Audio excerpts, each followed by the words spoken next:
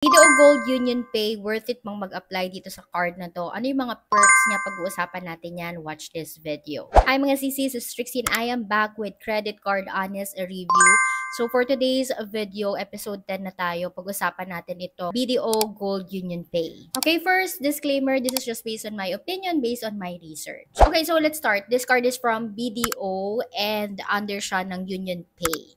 So, no annual fee siya for first 3 years, pero sa mga succeeding months niya, magkakaroon ka ng annual payment, pero bi-monthly sila kung magkuha ng annual fee, which is 200 pesos per month. Talk about the pointing system, you can earn peso points for every swipe. So, every swipe mo nitong card na ito, you can earn peso points from that. Wala ka nakita na kung magkano yung every swipe para maka-earn ka ng points. Pero per checking, sabi nila every peso. So I assume na baka every swipe mo ay makaka-earn ka ng points. So meron sila mga ka-partner na merchants globally. So magkakaroon ka ng discount. Ilalagay ko na lang dito yung mga sample merchants nila pag ginamit mo tong card na to. They claim also na cashless payment sila sa China. So free transaction yan, fees on Alipay and WeChat.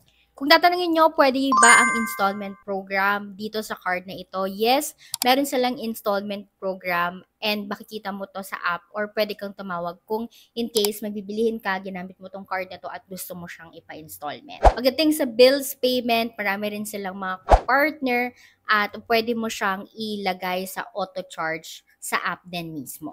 So let's talk about the requirements, paano ka makakapag-apply. Makakapag-apply ka, you can go to www.bdo.com.ph and then you look for the BDO Gold Union Pay. The requirements naman, you should have a minimum monthly salary of 33,000 pesos.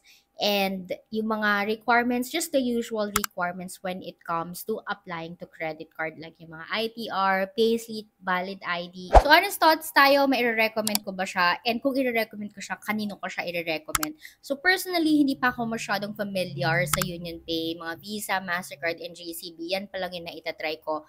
So, for me, kung gusto nyo itry yung Union Pay, you can do that.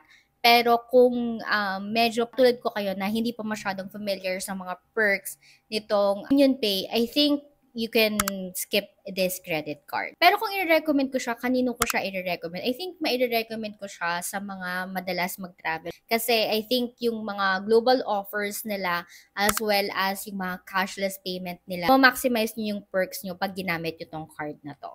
Let me know your thoughts in the comment section.